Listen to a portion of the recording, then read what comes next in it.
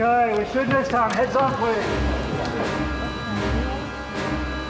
We've all been brought up watching Creatures and Frankenstein's monster and Wookiees and we all kind of like to believe in all of that stuff a little bit, you know, and I don't think anybody ever really grows out of that. And so when you're confronted by somebody... And these droids, recognise these guys? Yep. Whether it be C-3PO or a real Wookiee standing there in front of you, you actually don't really think about it as being a technical thing anymore. You see a real character. There's an on switch around here somewhere, I don't know where. Hang on. Here it is. Mine. The thing that we've really liked about trying to cover every area of creature effects, from prosthetics, animatronics, mechanics, fabrication, bodysuit, hair, feathers, fur, everything. It's really good because then you get to really follow through the whole design process. Okay, yeah.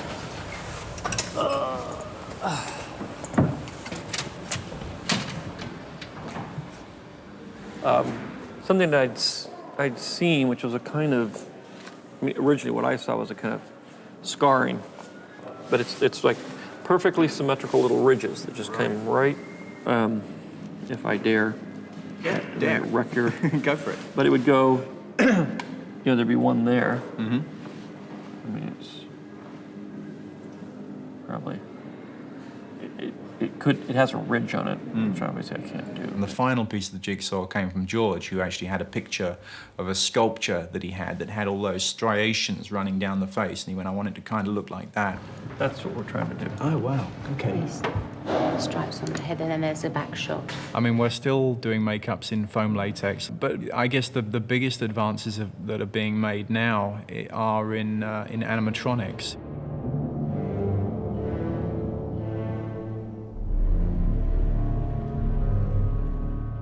The plan has gone as you had promised, my lord. The technology of the prosthetics has changed quite a lot. On The Phantom Menace, what they had was guys off camera listening to me speaking the lines inside the head with a microphone and an earpiece, and then they would try and remote control the facial expressions, which were very basic. And now they've actually changed the motoring, so they've got even more facial expressions. The plan has gone as you had promised, my lord. Whoa. We have, my lord. Hands off. The second time round, they actually computerized the movement of the mouth, and then I pre-recorded it, and the mouth moved depending on what I had already kind of recorded. The ship is breaking up. So the lip syncing was already done for us.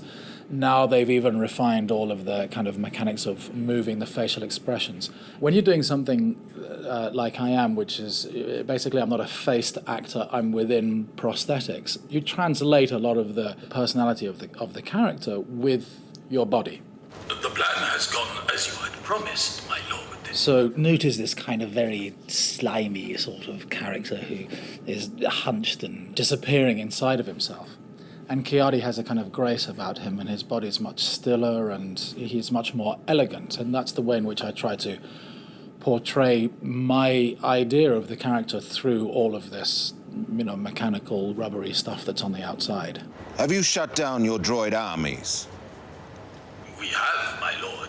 In the past, people were sort of willing to accept them just sort of opening and closing their mouth, and that would be enough to convince you that the puppet was talking. And people are so much more sophisticated than that now. They want the lips to actually form the words. I'm only operating three things, which is his jaw, his top lip, his bottom lip, and we have to plug in other bits to get his nostrils going. So even though Paul might be screaming, I'm hated in here, the character will be going, I'm having a wonderful time. Help me! Help me! When you're actually under the lights, under the pressure, the heat that comes off these lights is, you know, it's amazing.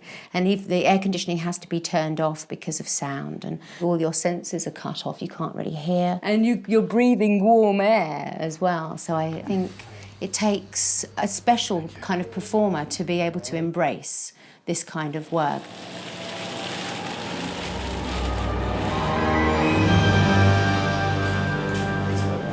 It's going to be quite, so it must be pretty thin. Yeah. Yeah, that's really good. Excellent. Yeah. And so now, we're doing a cast of your hands so you can have nice wrinkled hands as well.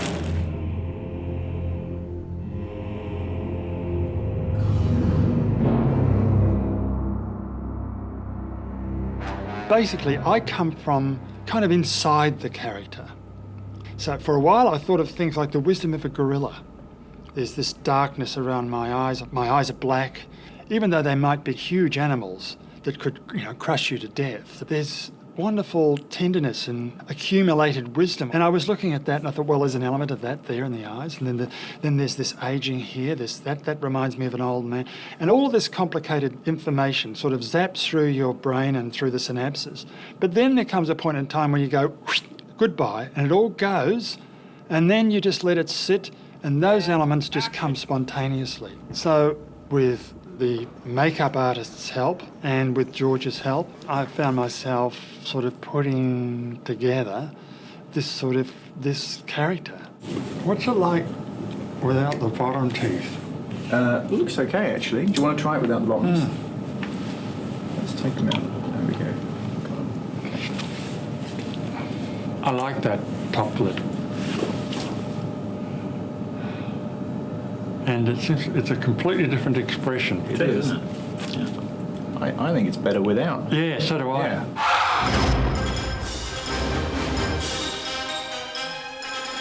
This is crunch time. This is the last week of filming.